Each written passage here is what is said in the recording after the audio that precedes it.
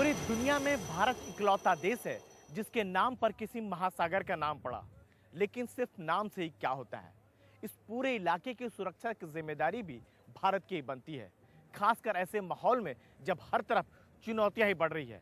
ऐसे में तटीय इलाके समेत पूरे हिंद महासागर पर नजर रखने के लिए नौसेना का आसमानी बेड़ा न सिर्फ ताकतवर और कारगर होना चाहिए, बल्कि उसका आधुनिक होना भी उतना ही जरूरी है, ताकि मलक्का से मेडागास्कर और अंडमान से हरमुज तक हर हरकत पर नजर रखी जा सके।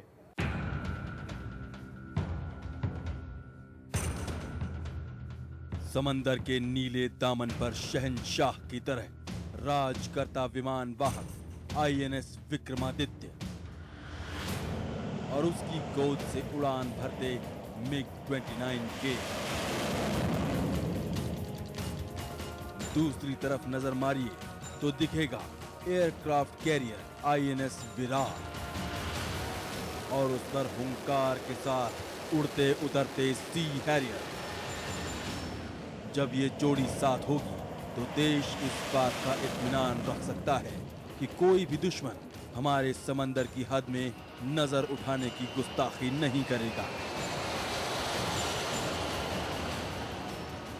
हमारी शक्ति में काफ़ी बढ़ावा होगा इससे, और जो कमियां थी हमारी एविएशन के क्षेत्र में, मैरीटाइम वॉरफेयर के क्षेत्र में, उसमें हमें काफ़ी इजाफा होने वाला है।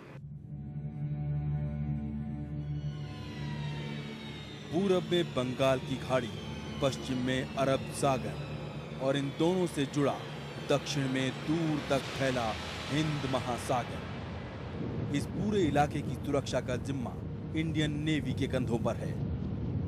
पर यह सवाल भी कम बड़ा नहीं है कि इतने लंबे चौड़े दायरे पर क्या सिर्फ जंगी जहाजों, पनडुब्बियों और स्पीड बोट्स की मदद से नजर रखी जा सकती है।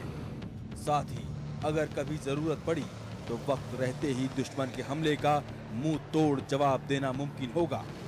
यही वजह है कि नौसेना के हवाई बेड़े की अहमियत बढ़ जाती है और ये मुश्किल काम पायलटों को अंजाम देना होता है।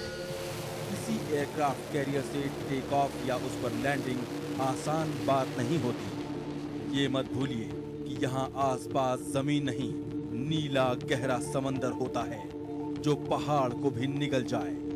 हवाई जहाज हो या हेलीकॉप्टर, समंदर के लिए खास तौर से ट्रेनिंग लेनी होती है। फाइटर पायलट के लिए तकरीबन 6 साल, जबकि ट्रांसपोर्ट, एयरक्राफ्ट और हेलीकॉप्टर के लिए करीब 3 साल का कोर्स करना होता है। फाइन न्यूएंसेस होते हैं सी के ऊपर फ्लाई करना। हमारा इंडियन नेवी का टैक्टिकल फॉर्मेशन, फ्रेजियोलॉजी, ये सब हमको सिखाते हैं और ये काफ़ी डिफ़िकल्ट होता है क्योंकि सी के ऊपर कोई होराइजन नहीं होता, डिसोरिएंटेशन का काफ़ी चांसेस है और आसपास कोई लैंड नहीं दिखना और अकेला रहना, ये पूरा सी पे और मिशंस कंटिन्यू करते रहना काफ़ी टास्किंग होता है और काफ़ी डिफ़िकल्ट भी होता है। एंड ये काम कोई फेंट हार्टेड लोगों का नहीं है, ये काफ़ी ही टफ काम है और काफ़ी दिल का काम है। ये रूस में बना IL-38 है। अगर समंदर में जंग छिड़ती है तो दुश्मन का सामना सबसे पहले यही करेंगे। 65 टन का ये फाइटर न सिर्फ निगरानी में अव्वल है, बल्कि मुस्तैदी से मोर्चे पर डटा रहता है।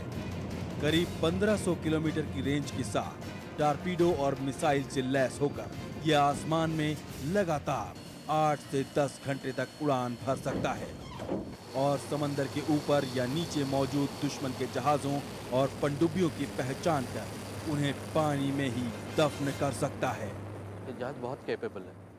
आप जो भी मिशन का नाम लीजिए और ये जहाज वो मिशन अपने आप हासिल कर सकता है। माने तो हज़ारों मील समंदर में जाके शिप को ढूंढ सकता है, सबमरीन को ढूंढ सकता है, और सिर्फ ढूंढना ही नहीं, ये अपने आप ढूंढने के बाद उनके ऊपर हमला भी कर सकता है। पर जहां बात नौसेना और उसके हवाई बेड़े की हो रही हो, वहां किसी महिला की मौजूदगी एक सुखद बदलाव का एहसास कराती है। नेवी में लेडी ऑफिसर को फ्लाइंग ड्यूटी दी जा रही है। एक कारोबारी परिवार से ताल्लुक रखने वाली लेफ्टिनेंट आकांक्षा देवरानी का इससे पहले तक सेना से दूर दूर तक कोई लेना देना नहीं रहा, लेकिन आज वो ऑब्जर्वर के तौर पर IL-38 में फ्लाई करती हैं। Girls can do tough things, कि ऐसा नहीं है कि लड़कियां हर जगह पे, आजकल हर जगह आप देख सकते हैं लड़कियां कोई सा भी फील्ड हो, हर जगह they are doing everything, so why not this.